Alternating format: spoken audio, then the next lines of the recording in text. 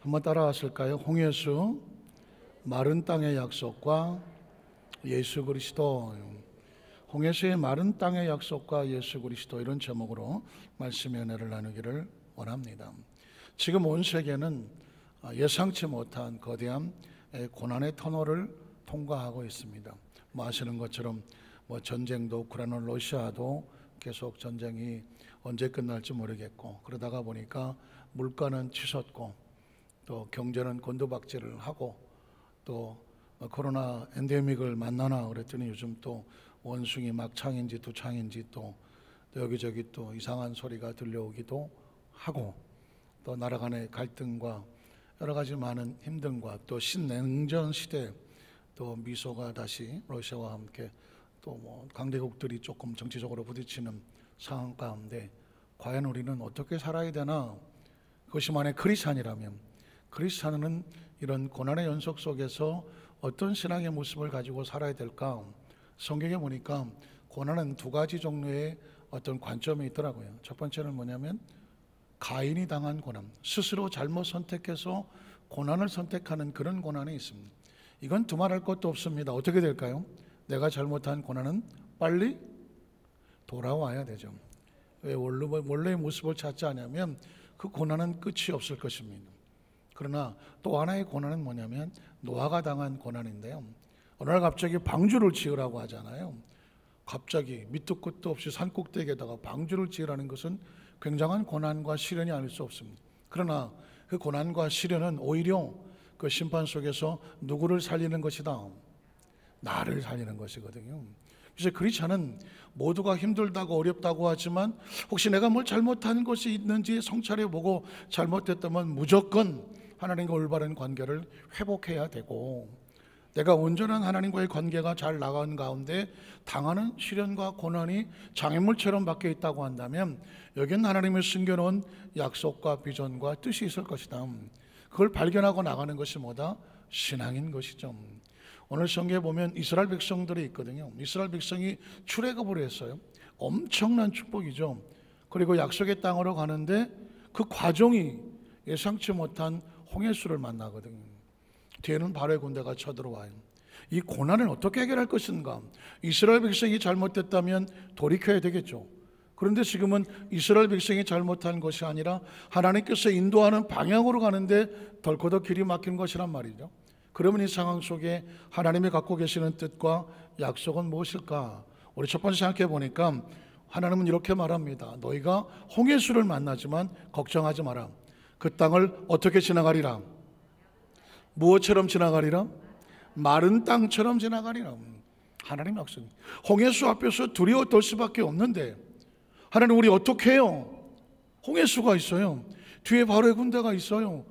이건 하나님께서 원하시는 길로 가는데 제가 왜 앞에 이런 일을 만나야 되죠? 왜 나에게 이런 사람들이 나를 힘들게 하죠? 라고 할 때 우리 마음속에 덜커덕 질문이 생길 수밖에 없어요. 근데 하나님께서 말씀합니다. 홍해수에 절망하지 마라. 그것을 내가 너로 마른 땅처럼 어떻게 하리라? 지나가게 하리라. 어제는 우리 장로님 우리 기도하시는 가운데 여러분 들으셨지만은 우리 여대수목 안산교회 청년회가 지난 목요일날 출발을 해서 제주도에 있는 서귀포 순복음교회에서 학예 수련회를 하고 있습니다. 내일 월요일날 돌아올 예정인데 제가 지난 금요일날 우리 장로님 세 분과 함께 제주에 내려가서 개회별을 인도하고 또 다 일일이 안수를 하고 또 장로님들이 대표기도도 하시고 또 교육위원장 장로님은 또 우리 청년 지체들과 함께 진짜 무작위로 청년이 묻고 교육위원장이 대답한다. 그래서 어떻게 신앙하는 것, 신앙 사는 게 좋을까라고 토크하는 시간도 갖고 잘 맞춰지고 저희들은 어제 오후에 비행기로 제주도에서 김포로 내려왔습니다. 저는 개인적으로 제주도를 별로 좋아하지를 않아요. 제주도가 싫은 게 아니라 비행기 타는 게 싫어요. 개인적으로 비행기에 대한 가지고 있는 상처가 있어요. 그러니까 상처라고 그러면 그렇지만 트라우마 같은 것인데 비행기 그러면 일단 힘들어. 왜냐하면 개인적으로는 비행기를 꽤 많이 탔다라는 것이 아마 저에게 아픔이 될 것 같아요. 자, 미국에 처음 선교사를 갈 때도 13시간 LA 캘리포니아를 가는데 13시간을 가거든요. 가는데 그때 갈 때 저희 아이가 너무 많이 울었어요. 아빠, 미국에 안 가면 안 돼? 9살짜리가 막 너무 많이 우니까 이 아이가 지금 미국에 아빠 엄마가 선교사라서 가지만 자기가 왜 가야 되냐는 거죠. 형들도 있고 친구들 있고 다 있는데 난 가기 싫어 아빠 막 우는데 13시간을 울더라고. 걔가 우니까 나도 마음이 아프고 비행기를 타서 13시간 날아가는데 제 마음속에 그때 기억, 비행기만 타면 그 생각이 나는 거예요. 그리고 미국이라는 나라가 워낙 땅덩어리가 넓으니까 움직였다 하면 비행기를 타야 돼요. 움직였다고 하면. 그런데 미국 비행기는 한국 비행기가 뭐 다를 건 없겠지만 공항이 너무너무 커. 그래서 한번 딱 내리면 게이트 찾아가기도 쉽지 않고 수석 밟는 것도 쉽지 않고 과정도 어렵고 그리고 또 중간에 터치다운해서 갈아타요. 환승을 하려고 보면 거기 또 워낙 구조가 커서 찾아가는 것도 힘들어. 미국 사람들은 또 발음도 이상해. 우리나라 사람들하고 미국 영어 발음이 달라. 그거 알아채려면 아주 힘들고 토크를 같이 영어를 하다 보면은 못 알아들어서 걱정이고 나도 못 알아듣고 그거 아주 적응하기도 힘들고 비행기에서 멘트를 하면 원체 빨라갖고 진짜 귀를 쫑긋 하고 들어야 뭐 50, 60% 들떡말떡 하거든요. 이제 비행기 타면 보통 신경 쓰는 게 아니고 제가 이제 미국에서 또 어럴 로버트라는 곳에서 이제 공부를 박사과정을 하는데 오클라호마 털사에 있어요. 중간에 항상 갈아타야 되고 비행기가 연착이 워낙 많이 돼요. 뭐 9시간, 10시간은 그냥 가보면 딜레이예요.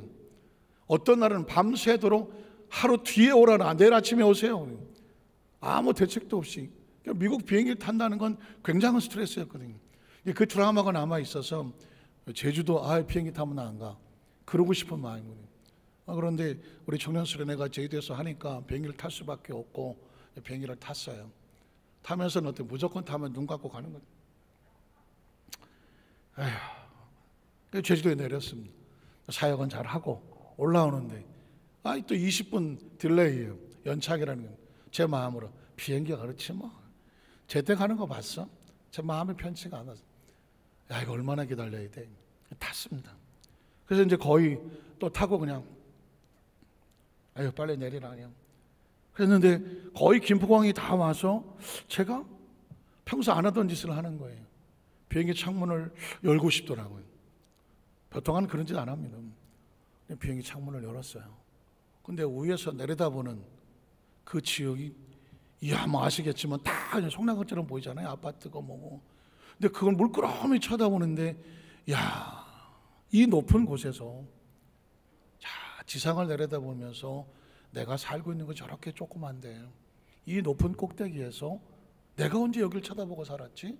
순간 울컥하면서 눈물이 나는 거예요. 내가 어떻게 이 자리에 서서 위에서 내려다볼 수 있을까? 가만히 생각해 보니까 비행기인 거예요. 이게 비행기야. 한 번도 그런 생각을 안 해봤는데 그러다 보니까는 기장의 멘트를 했던 기억이 납니다. 우리 비행기는 이렇게 말하죠. 우리 비행기는 지금 고도 6,500, 7,000km 상공에서 850km로 속도로 지금 날아가고 있습니다. 한 50분 후에는 김포공에 도착할 예정입니다. 이렇게 멘트를. 그 멘트를 들었을 때도 비행기 타면 늘 하는 거지 뭐 별로 관심도 없었습니다. 그런데 문득 이 비행기가 지금 어떤 속도로 날아간다고요? 850km로 날아가는 거예요. 어느 정도 높이에 있다고요? 6,500, 7,000km 상공에서 날아간다는 것입니다. 그 상공에는 굉장히 춥고요. 공기도 희박합니다. 사람이 살아갈 수 없는 것입니다. 근데 거기를 천연덕스럽게 지금 날아가고 있습니다. 이건 뭐기 때문에 가능한 겁니까? 비행기이기 때문에 가능한 겁니다. 만에 하나 하나님께서 내가 너를 6,500, 7,000 높이로 올라갈 거야. 850km로 달려갈 거야. 거긴 좀 추울 거야. 영하 10도, 20도 될지도 몰라. 숨쉬기 어려울 거야. 가자. 가겠습니까? 안 가겠습니까? 안 가죠. 하나님 왜 이러십니까? 우리 원래 지을 때요, 우리 6,500, 7,000km 높이 못 올라가요. 거기를 어떻게 올라가? 850km로 속도로 간다고요? 제가 자동차 처음에, 지금은 전혀 그렇지 않지만 한 180km 밟아본 적이 있습니다. 180km 갔다 보니까는 천국이 멀지 않더라고. 200km 밟으면 바로 가시겠더라고. 아주 그 속도를 못 이기겠다. 180 넘어가니까 속도 못 이기겠더라고요. 그런데 850을 날아간다고요? 말이 안 되는 거예요. 감당이 안 됩니다. 아유, 하나님, 안 가요. 아유, 무슨 뭐 죽이려고 작정하셨어요? 하나님 왜 이러세요? 절대 못 따라갑니다. 그런데 하나님께서 이렇게 말씀하죠. 못 타고 가자. 비행기 타고 가자. 비행기 타고 가자. 비행기는 6,500, 700, 7,000을 올라갑니다. 비행기는 850km도 껐다없이 날아갑니다. 비행기 안은 영하 10도, 20도도 30도 견뎌냅니다. 비행기 안에서는 아무리 공기가 희박해도 그 안에 숨을 쉬는데 전혀 문제가 없습니다. 비행기야. 비행기 안에 있으면 고도가 문제가 되지 않아. 비행기 안에 있으면 속도가 문제가 되지 않아. 비행기 안에 있으면 추위가 문제가 되지 않아. 비행기 안에 있으면 숨 쉬는 게 문제가 되지가 않아. 그러니까 비행기 안에 있다는 것이 이 모든 것으로부터 견디고 이겨내고 1시간 전에는 제주도에 있었지만 1시간 후에는 김포공항에 내려놓더라는 것입니다. 비행기를 내리면서 이제까지 제가 가졌던 비행기에 대한 인식을 다 버렸어. 예전에는 비행기 타면 힘들어, 비행기 타면 답답해, 아유 그 좁은 공간에서 아유 비행기 나 너무 많이 탔어, 힘들어. 그게 아닌 거예요. 그 비행기로 인하여 제가 그 엄청난 환경의 어려운 여건을 이겨내고 무사히 그 먼 거리를 걸어서 언제 오겠습니까? 먼 거리를 1시간 안쪽에 내려오더라고요. 제가 이 묵상을 하면서 그래, 이스라엘 백성들이 홍해수를 만나고 광야를 지나가고 하나님 못 가요. 거기가 어디라고 가요? 우리 못 가요. 인간은 홍해수 못 뚫고 나갑니다. 인간은 광야를 못 지나갑니다. 10명의 정탐꾼들이 그 가나안 땅 가봤더니 거기가 험악하고요, 우리 들어가면 다 죽어요. 하나님 왜 이러세요? 우리를 죽이려고 작정을 했네. 야 우리 돌아가자. 왜 그랬는지 알겠어. 뭐가 안 보이니까? 비행기가 안 보이면 다 허망하게 들립니다. 그런데 비행기가 보이면 그건 아무것도 아닌 거예요. 자, 성경으로 돌아가면 이스라엘 백성들이 그 고비고비를 지날 때마다 이런 표현이 나옵니다. 같이 읽어볼까요? 창세기 39장 1절로 6절에 보면 요셉이 이끌려 애굽으로 내려갑니다. 애굽은 죽음의 장소입니다. 죽으라고 보낸 곳입니다. 노예로 가는 것입니다. 이건 인간은 절대 스스로 안 가는 곳입니다. 자, 그런데 바로의 신하 춘희대장 애굽 사람 보디발이 그를 그리고 들어간 이스마엘 사람의 손에서 요셉을 살더라. 아시는 것처럼 밥 맞고 경비로만 쓰는 경비대장 집에 들어갔으니 거기서 살아날 확률은 1도 없습니다. 그런데 성경은 이렇게 말합니다. 야훼께서, 하나님께서 요셉과 어떻게 하심으로? 함께 하심으로. 함께 하심으로 그가 뭐한 길이 됐다?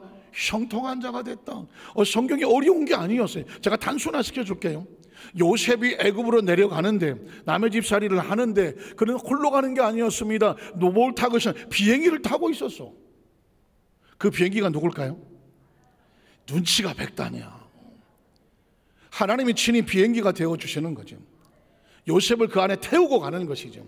그럼 애굽이 아니라 어디를 가더라도 요셉은 비행기 안에만 있으면 돼. 그냥 저처럼 한 50분 졸다 보니까 제주도 내려놓더만. 하나님은 지금 요셉에게 이런 훈련을 시키고 있고, 오늘 이 시대에 성경 기록되고 있는 말씀은 저 여러분에게 이렇게 외치고 있습니다. 하나님의 사람들 땅의 삶을 살아갈 때 환경과 여건이 아니다. 지금 우리가 누구의 손에 안에서 누가 우리를 안고 가시느냐, 이걸 발견하는 것이다. 지금 요셉이 중요하지 않습니다. 하나님이 중요합니다. 그리고 그 안에 요셉이 보이면 이제 요셉의 앞길은 형통할까요? 불통할까요? 형통하죠. 제주도에 비해서 비행기를 탔는데 1시간 뒤에 김포에 갔다 놓더만 뭐. 제가 거기서 뭘 했나요? 이렇게 가려고? 한 거 없어요. 한 거 없습니다. 비행기 날아가는데 조금이라도 힘을 보태보려고 제가 한 게 아무것도 없습니다. 그냥 저런 것밖에 없어요. 갖다 내려놓는. 지금 하나님께서는 우린 요셉을 보면서 요셉 어떻게, 아유 남의 집살이 가서 어떻게, 저거 이제 큰일 났어. 우리 염려하고 근심하고 걱정하면 당연합니다. 그런데 성경은 이렇게 말합니다. 그 요셉을 하나님이 안고 가시니까 그가 어떻게, 그의 앞길이 어떻게 하더라? 막힌 게 없더라. 위험한 게 없더라. 믿으십니까? 형통한 자가 되어 그의 주인 애굽 사람의 집에 있으니, 놀라운 것은 그의 주인이 보니까 야훼께서 요셉과 함께 하시다 보니까, 아니 겉으로 볼 때는 그냥 노예같이 보이는데 저 노예가 그냥 노예가 아니야. 뭘 타고 왔어? 비행기를 타고 왔어. 보입니까? 안 보입니까? 보입니까? 안 보이는 사람은 아유 저건 팔자도 더럽게 없이 사납다, 재수도 없고 요셉을 불쌍히 여겼을 겁니다. 그런데 주인이 밟아보니까 요셉이 불쌍한 존재가 아니야. 그와 함께하는 하나님이 보이는 거예요. 하나님이 보이니까 하나님과 함께하는 사람을 예우합니다. 믿을 수 있습니다. 그에게 맡기는 겁니다.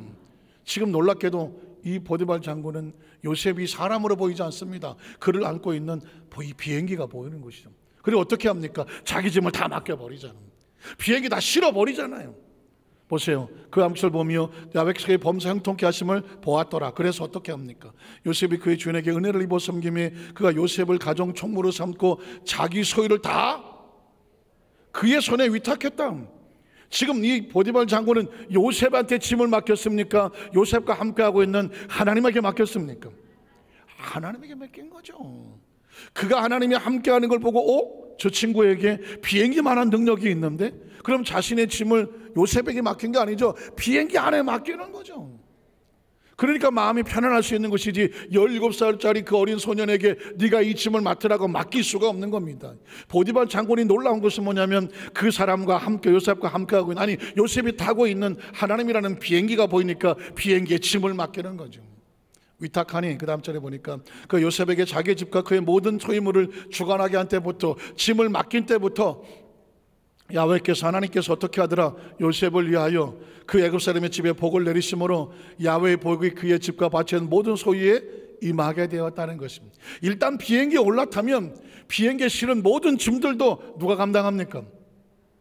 비행기가 감당하는 것이죠.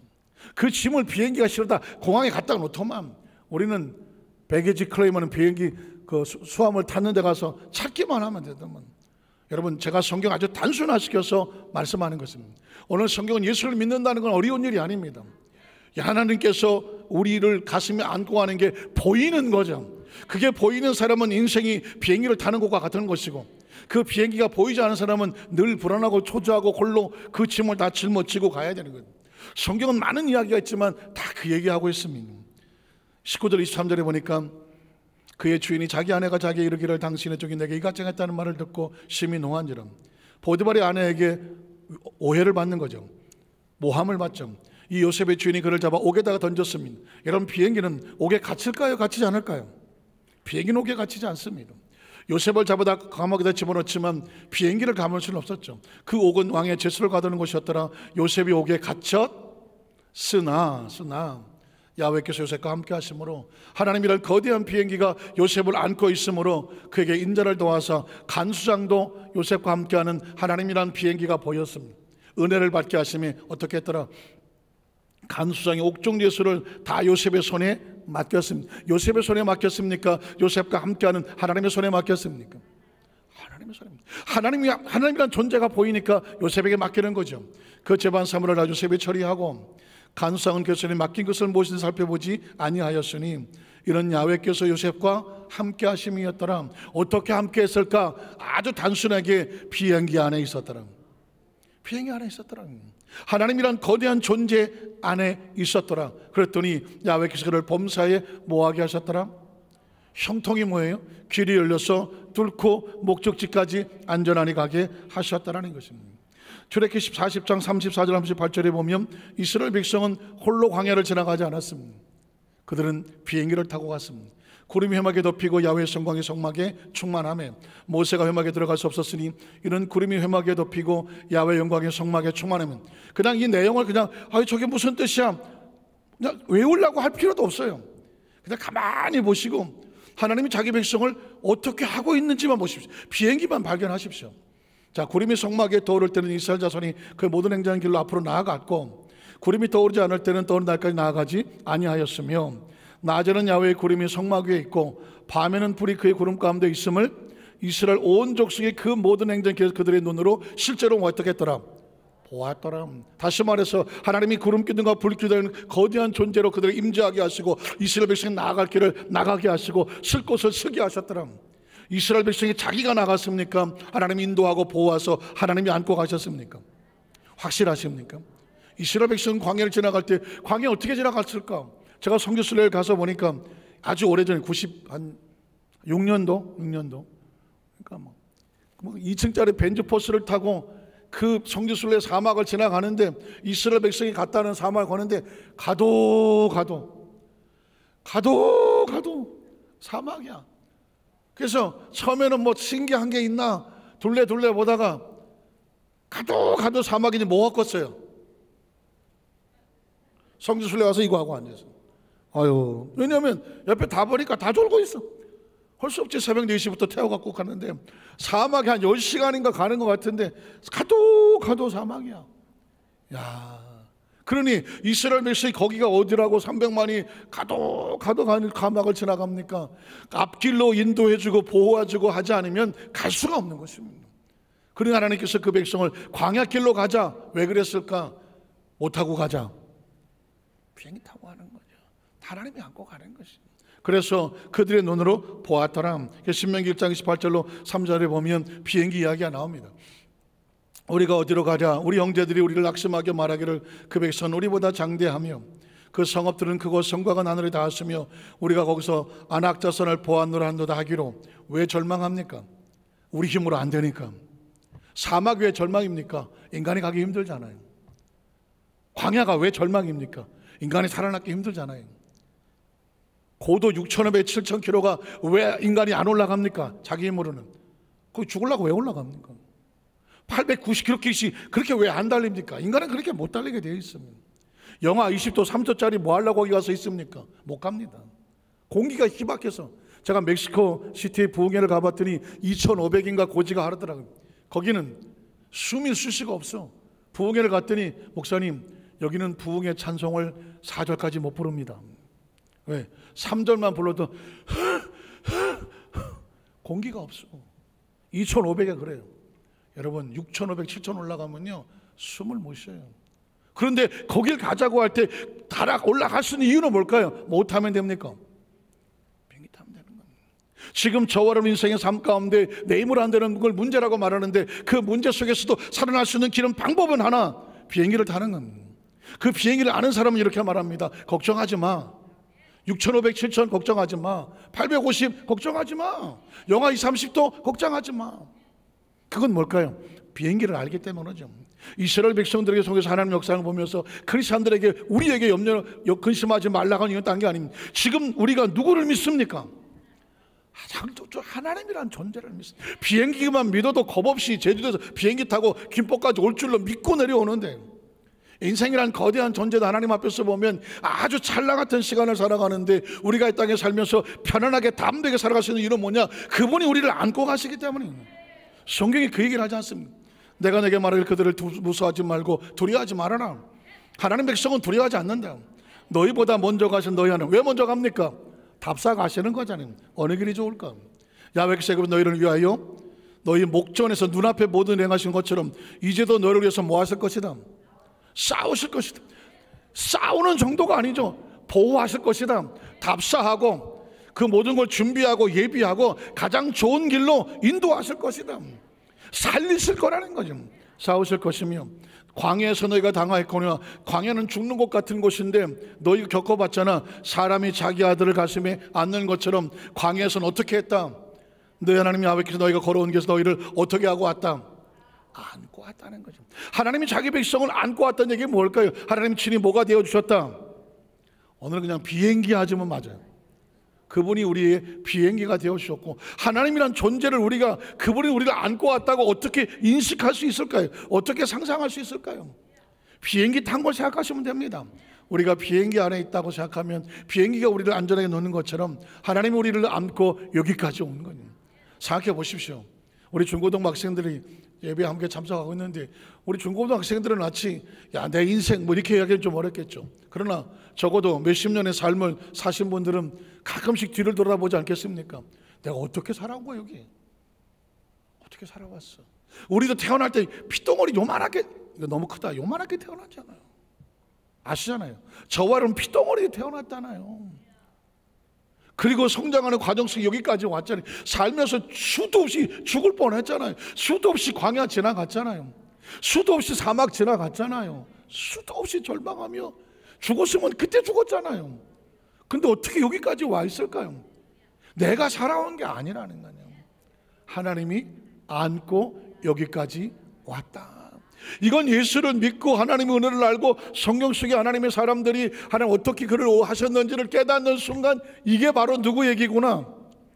내 얘기구나. 내 얘기로 믿어지면 그게 은혜가 되는 거죠. 성경은 계속합니다. 다음 절에 보면 이래 너희가 너희 하나님 야훼를 믿지 아니하였도다. 비행기가 안 보이면 절대로 안 믿는 것이고 비행기가 보이면 믿어지는 것이죠. 하나님이 보여지면 믿음이 생기는 것이고 하나님이 보여주지 않으면 무슨 하나님이 여전히 하나님을 부인하는 것이죠. 그런 너희보다 먼저 거기를 가시며 장막 칠 곳을 찾으시고 밤에는 불로 낮에는 구름으로 너희 갈 길을 지시하신 자시다. 얘기가 복잡합니까? 한 단어만 생각해라. 뭐? 비행기예요. 낮에도 밤에도 공중에도 추위에도 공기가 역한 곳에도 나를 안전하게 보호하고 갈 수 있는 것은 비행기를 생각하시면 됩니다. 성경은 계속해서 또 말씀합니다. 출애굽기 14장 1절로 4절에 보면 이 상황은 이스라엘 백성이 잘못한 상황이 아니라 하나님 만든 상황입니다. 야훼께서 모세에게 말씀하여 이르시되 이스라엘 자손에게 명령하여, 자 그러면 누가 이 상황을 만들었습니까?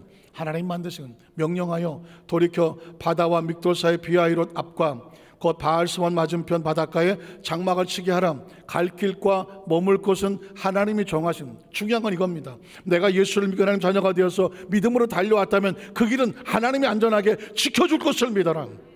길이 좀 험하고 가보지 않아 잘 모르겠고 남들이 뭐라 그럴지는 모르지만, 남들은 위험하다고 생각할지 모르지만 하나님께서 인고한 백성이라고 한다면 거기가 최상이다.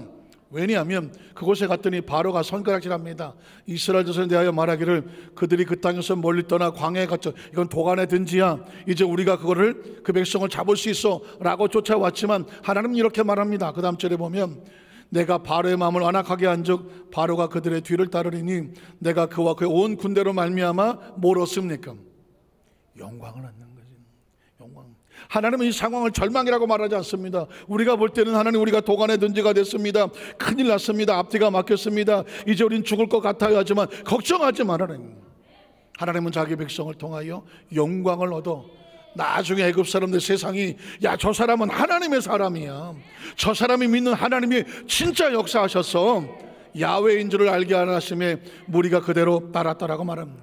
자 10절로 12절에 보면 이스라엘 백성들이 이게 하나님이 안 보니까 절망합니다. 바로 가까이 올 때 이스라엘 자손이 눈을 들어본 적 애굽 사람들이 자기들 뒤에, 자 뒤에는 애굽 사람, 앞에는 홍해수, 앞뒤가 막혔습니다. 진태 양난이고 사면이 막히면 사면 초가고 오갈 데가 없이 오면 외통수가라고. 이런 상황은 인간이 할 수 없는 상황. 자 이스라엘 자손의 짐이 두려워하여 하나님께 부르짖었습니다. 어떤 사람이든 마찬가지입니다. 하나님이 안 보이면 두렵게 되어 있습니다. 두려워하십니까? 불안해하십니까? 초조해하십니까? 하나님이 안 보이면 어떤 인간도 불안합니다.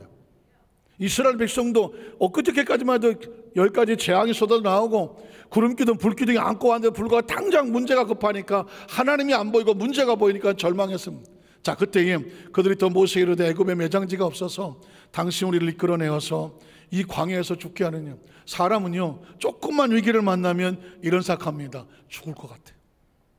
나 죽을 것 같아. 인간은 본능적으로 죽음에 대한 두려움이 있거든. 태어나는 순간 이 생명은 살려고 몸부림을 치는데 조금만 힘들면 죽을 것 같아. 죽을 것 같아. 인간은 최고의 적이 죽음이거든요. 이스라엘 백성들은 앞뒤가 막히니까 뭐 어떻게 방법도 못 찾고 이렇게 말합니다. 나 죽을 것 같아.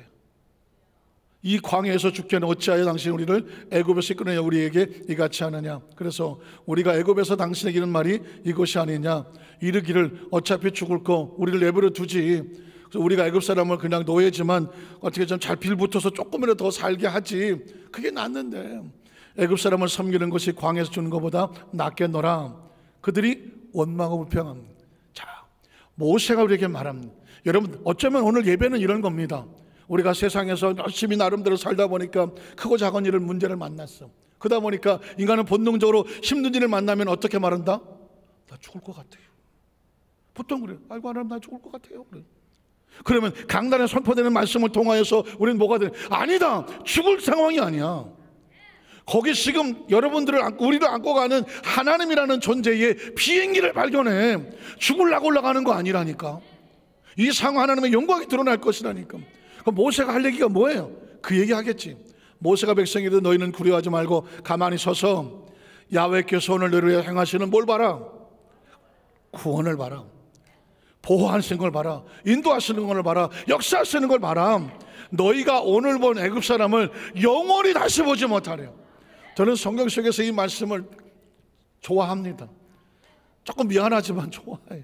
왜냐하면 안 보고 싶은 건 안 봤으면 좋겠어. 아주 진짜 아주. 하나님이 이스라엘 백성에게 말합니다. 너희를 집요하게 쫓아와서 죽이려고 끝까지 나오는 애굽 사람을 다시는 보지 않게 해줄게. 저는 우리 여덟수 만사교회 성도들이 믿음 신앙 살아가는 데에 그렇게 괴롭히고 힘들었던 그 가난과 저주와 절망과 좌절과 납실과 질병과 이 원수가 아예 그냥 다시는 여러분 쫓아오지 않게 되기를 주님의 이름으로 축원합니다. 이건 제 얘기가 아니거든. 하나님 말씀하잖아. 내가 다시는 오늘 본 애굽 사람을 너희를 두렵게 하고 쫓아오고 힘들게 하는 애굽 사람을 영원히 다시 보지 아니하리라. 성경은 말합니다. 야훼께서 너를 위해서 뭐 하실 거다?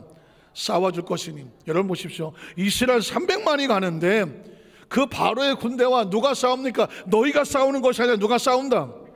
하나님이 싸운다. 하나님이. 제가 그랬잖아요.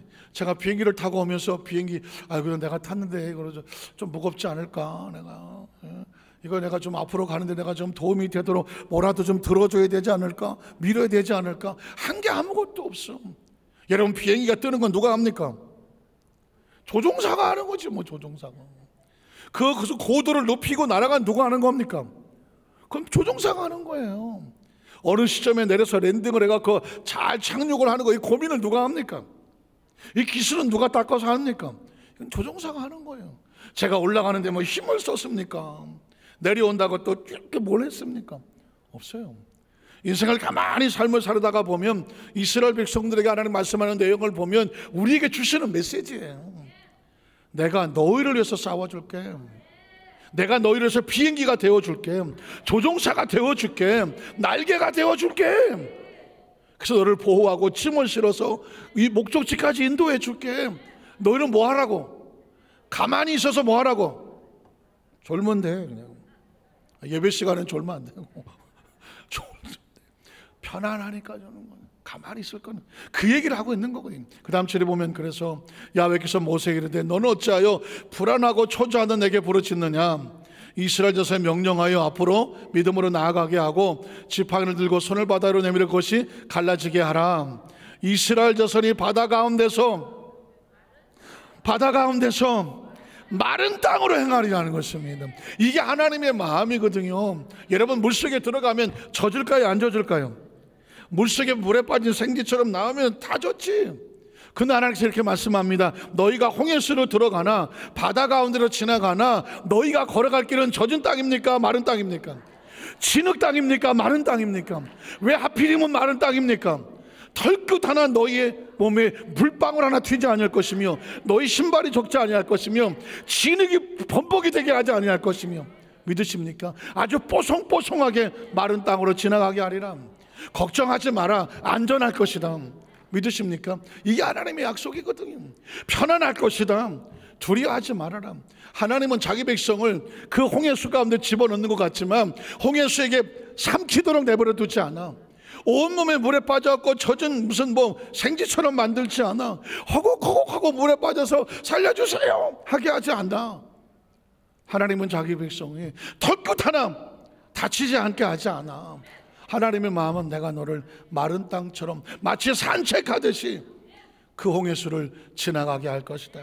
그게 약속입니다. 그럼 우리는 무슨 정말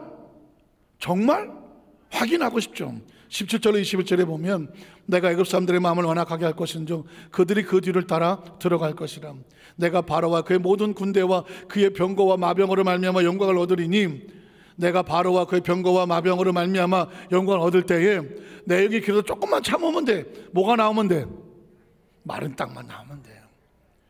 애굽 사람은 나를 야훼인 줄 알리라 하시더니 아니 길기도 해. 하여튼간에 이스라엘 진압해 가던 하나님의 사자가 그들의 뒤로 옮겨가매 구름 기둥도 앞에서 그 뒤로 옮겨가고 애굽신과 이스라엘 자녀에 이르러서 선이 저쪽에는 구름과 흑암이 있고 이쪽에는 밤이 밝음으로 밤새도록 저쪽에 이쪽이 모르겠다. 하여튼간 이쪽 저쪽으로 가까이 하지를 못하더라. 그래서 모세가 바다로 손을 내밀매 야훼께서 큰 동풍이 밤새도록 바닷물을 물로 먹게 하시느니 이거 언제 나오는 거예요? 물이 갈라져 바다가 뭐가 되더라? 마른 땅이 되더라는 것입니다. 하나님이 마른 땅이 되리라 약속하셨잖아요. 그러면 하나님을 믿고 나갔더니 그 땅이 무슨 땅이 되더라? 마른 땅이 되더라는 것입니다. 성경은 22절 28절도 마찬가지입니다. 이스라엘 백성만 마른 땅이지 약속이 없는 백성은 마른 땅이 안 돼. 이스라엘 자손이 바다 가운데를 육지가 뭐예요? 마른 땅이야. 마른 명태, 마른 콩 아니야. 무슨 땅? 마른 땅이에요. 여러분 이 시간 이후에 신앙생활에 성령세 여러분의 가슴속에 절대 잊지 말아야 될 것이 마른 땅이야. 마른 땅. 홍해수를 지나도 하나님은 마른 땅입니다. 바다 가운데 육지같이 지나게 해주시겠다고 약속을 하셨어요.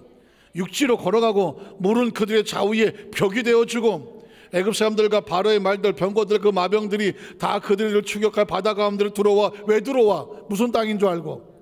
마른 땅인 줄 알고 어림도 없어. 새벽에 야훼께서 불과 구름 가운데서 애국 군대를 보시고 애국 군대를 어지럽게 하시며 그들이 병거 바퀴를 벗겨서 달리기가 어렵게 하시니 애국 사람들이 이르되 이스라엘 앞에서 우리가 도망하자. 마른 땅인 줄 알고 왔더니 하나님이 이스라엘 백성을 위해 싸워서 애국 사람들을 어떻게 하더라? 치는도다. 야훼께서 모세에 이르되 내 손을 바다 위로 내밀어서 물이 애굽 사람들과 그들의 병거들과 마병들 위에 다시 흐르게 하라 하시니 모세의 god선을 바다로 내몰매 새벽에 되어 바다에 매복되더라. 애굽 사람들이 물을 거스러 도망하나 야훼께서 사람들을 바다 가운데 다시 엎어버리니 마른 땅이 아니라 무슨 땅이에요? 젖은 땅이 되어버리는 거죠. 물이 다시 흘러서 병거들과 기병들을 덮되 그들이 뒤를 따라 바다에 들어간 바로의 군대를 다 덮으니 하나도 남았더라 남지 않았더라. 남지 않아요. 마른 땅은요, 마른 땅에 약속을 받은 사람에게만 마른 땅이 되는 거예요. 약속이 없는 백성에게는 절대로 마른 땅이 될 수 없어요. 저는 이 말씀을 묵상하고 비행기 내려오다가 갑자기 이런 노래가 떠오더라고요. 떴다 떴다. 기억납니까? 날아라 날아라 하늘 높이 우리 이거 찬송가더만. 나 이거 찬송가 같아요. 하나님 백성들에게 말하는 거지. 너희가 홍해수를 지나가는 것 같고 힘들고 어려운 것 같지만 기억해라. 우리 비행기야, 우리 비행기. 그때 또 생각이 났어. 바닷속 홍해를 지나갈 때는 비행기보다 뭐가 필요할까? 잠수함이 필요한 거예요. 기가 막히지 않습니까? 사람의 사고는 끝이 없어. 왜? 비행기는 하늘을 날리라고 있는 것이고 바다 깊은 곳을 털끝 하나 다치지 아니하고 마른 땅처럼 지나가려면 뭐가 필요해? 잠수함이 필요한 거지. 2절 떴다 잠수함. 여러분 제가 잊지 말라고 기억하는 건 그러면 우리가 예수를 왜 믿는지 알겠죠? 예수님이 마른 땅이야. 예수님이 잠수함이에요. 성경을 한번 보겠습니다. 자, 상처 입은 삶을 새롭게 하시는 예수도, 마른 땅이 되시는 예수 그리스도, 갖다 붙였지만 잠수함도 되어진 예수 그리스도. 마태복음 8장 1절에서 4절에 보면 예수께서 산에서 내려오시니 수많은 무리가 따르더라. 한 나병 환자. 인생에 이런 절망이 있습니까? 나병 환자는 문둥병이라는 병이지만 절망을 상징하거든. 이 사람 빠져나올 수 있을까요? 이 사람에게도 마른 땅이 있을까요? 이 사람에게도 비행기가 있을까요? 이 사람을 위한 잠수함이 있을까요? 이 사람이 누구를 만납니까? 예수님 앞에 나와서 주여, 주께서 원하시면 저를 깨끗하게, 제 앞에도 마른 땅이, 제 앞에도 비행기가, 제 앞에도 잠수함이 예비될 줄로 믿습니다. 그랬더니 그 다음 절에 보니까 뭐라고 말합니까? 예수께서 손을 내밀어 그에게 되시며 이르시되 내가 원하노니 무엇을 받아라? 마른 땅은 열릴지어다. 비행기가 탑승될지어다. 잠수함에 들어가게 될지어다. 홍해수 바다 가운데 네가 육지로 걸어가리라. 즉시 그의 나병이 깨끗해지더라. 성경에 왜 이런 이야기 했을까요? 예수님의 치유 능력을 자랑하려고? 아니에요. 인생에 어떤 절망을 만난다고 할지라도 예수 그리스도 앞에서 그 앞에 마른 땅은 열려질지어다거든요. 마태복음 9장에도 보면 1절에 예수께서 배 오르사 건너가 본 동네에 이르시니 침상에 누운 중풍병자, 나병 환자나 침상에 누운 중풍병자나 처절한 인간의 절망은 똑같아요. 난 중풍병 안 걸렸는데, 난 문득병이 아닌데. 아니, 병이 문제가 아닙니다. 절망입니다. 절망입니다. 그 절망의 환자가 어떻게 나와야 될까요? 이 사람에 필요한 것은 두 가지였습니다. 죄에서 나오는 것과 침상에서 나오는 것이었습니다. 여러분, 성경을 보면 제가 수양 강의상 다 읽지는 않겠지만 예수님께서 이 사람을 보고 말합니다. 소자야 안심하라, 내가 죄 사함을 받았느니라. 혹시 알게 모르게 마음속에 죄책감으로, 누구도 모르는 죄책감을 숨겨놓고 절망하고 무너져 있습니까? 오늘 성경은 말합니다. 소자야 안심하라, 내가 죄 사함을 받았느니라. 예수님을 구주로 믿으시면 아멘 하시기 바랍니다. 예수를 구주로 믿었다면 지금 침상을 들고 예수 앞에 나온 그 친구의 모습과 똑같이 예수 앞에 나왔습니다. 지금 여러분의 마음속에 닫혀지고 무거운 것 짐을 내려놓으면 돼요. 주여, 내가 내려놓습니다. 그 주님께서 이렇게 말합니다. 이제 그 침상을 들고 일어나 걸어갈지어다. 중풍병은 떠나간 것이죠. 인생에 우리의 절망의 마른 땅을 여시는 분이 바로 예수님이죠. 마가복음 5장에 보면 25절에 이렇게 말합니다. 12회를 혈루증, 마찬가지입니다. 문득병이나 중풍병이나 혈루증이나 모두 다 절망을 상징합니다.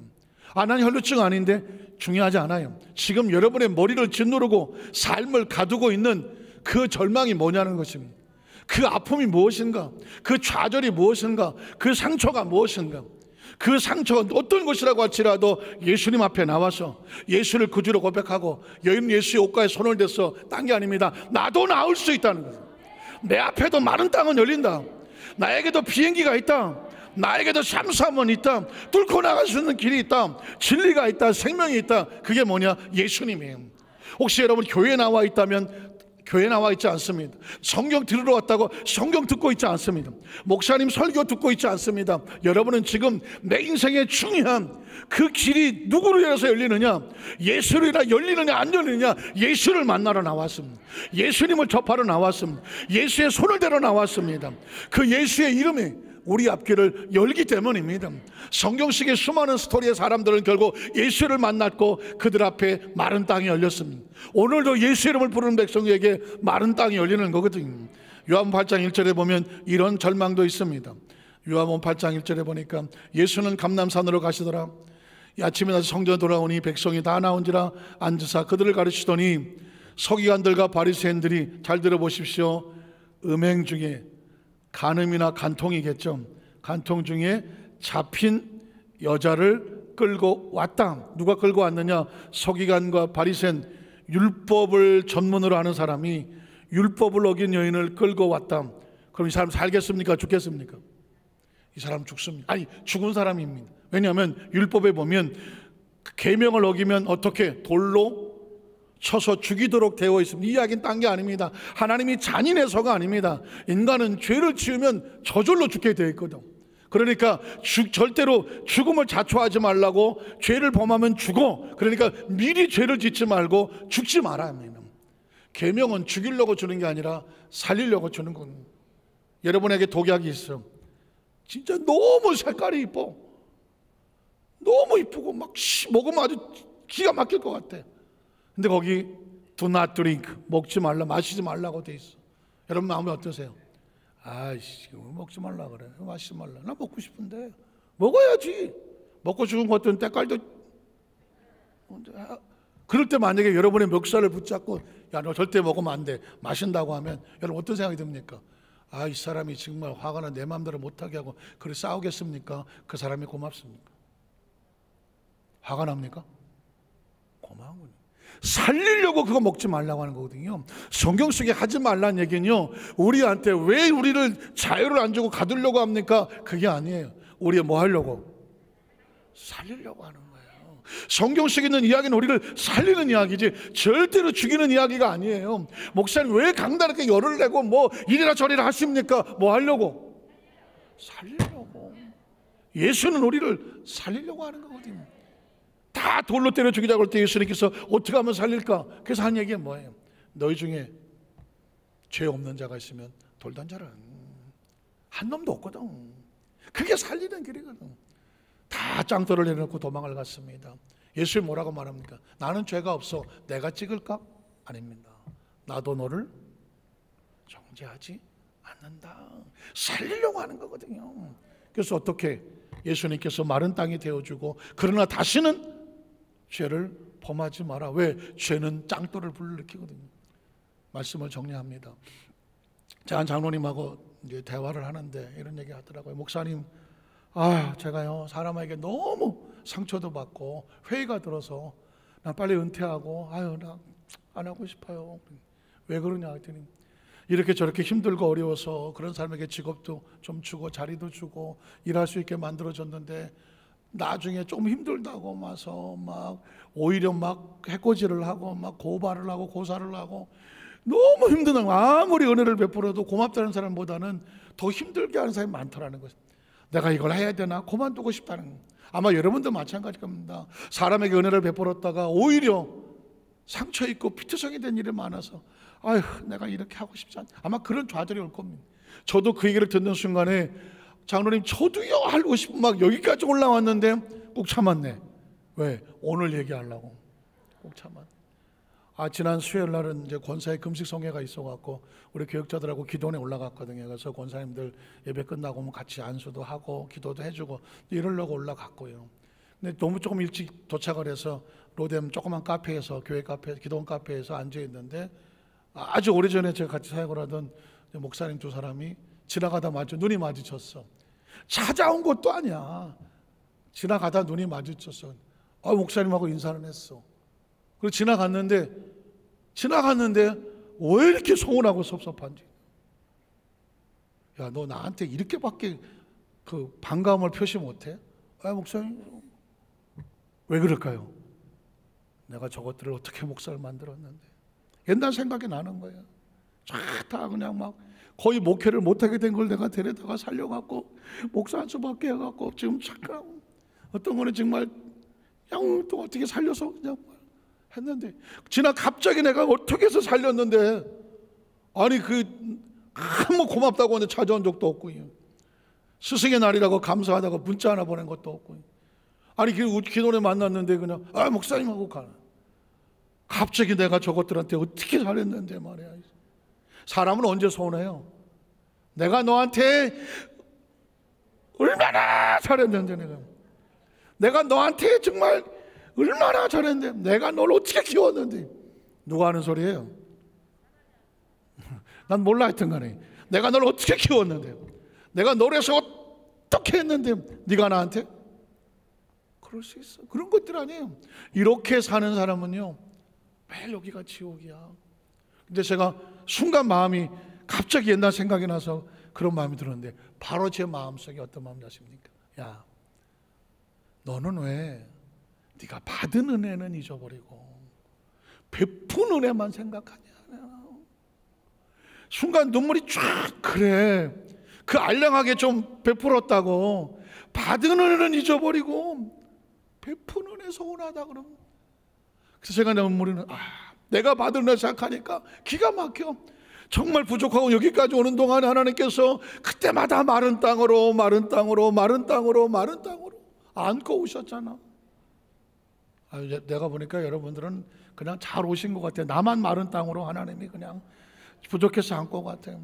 어떻게 생각하세요? 여기까지 어떻게 왔어요? 마른 땅으로 안고 왔지. 그렇게 생각하니까 그 순간에 다른 모든 서운함은 다 날아가. 한번 따라하세요. 베푼 은혜는 싹 다 잊어버리고 받은 은혜는 가슴에 품고 살자. 그래야 만수무강해. 자, 여러분 여의도 안산교회 성도, 난 딴 건 잘 모르겠고 우리 교회 성도들은요 최소한 120은 살아야 돼요. 아멘 소리가 절반인데 그러니까 양이 안 찬다 그 얘기죠. 우리 교회 성도는 최소한 150은 살아야 돼. 아까보다 훨씬 낫네요. 그 살려면 딴 거 없어요. 받은 은혜는 가슴에 꼭 붙잡아. 베푼 은혜는 빨리 잊어버려. 그런데 인생 뭐 있어 빨리 가자 이러고 싶은 분들은 베푼 은혜를 아주 그냥 꽁꽁 싸매가지고 내가 너를 어떻게 했는데 이런 서운함으로 살면 며칠 있으면 못 봐. 그러나 받은 은혜를 끌어안고 사면 그게 나를 살리고 내 마음을 치료하고 내 생명을 왕성하게 해요. 오늘 이 마른 땅은 받은 은혜야, 받은 은혜. 우리 여도수만사교회 모든 성도의 가슴 속에, 생각 속에 받은 은혜만 기억하고 베푼 은혜는 다 흐르는 물에 떠나려 버려. 그래서 여러분, 영혼도 잘 되고 범사도 형통하고 강건함이 넘쳐나서 우리 교회 성도들이 그냥 아주 그냥 나이가 드셔도 눈이 반짝반짝하고 총명하고 머리가 팍팍 돌아가고 생기가 넘쳐나고, 우리 성도를 만난 삶마다 다 복이 넘쳐나고 복을 나누는 우리 성도 되시기를 주님의 이름으로 축원합니다. 기도하겠습니다. 하나님 아버지 감사합니다.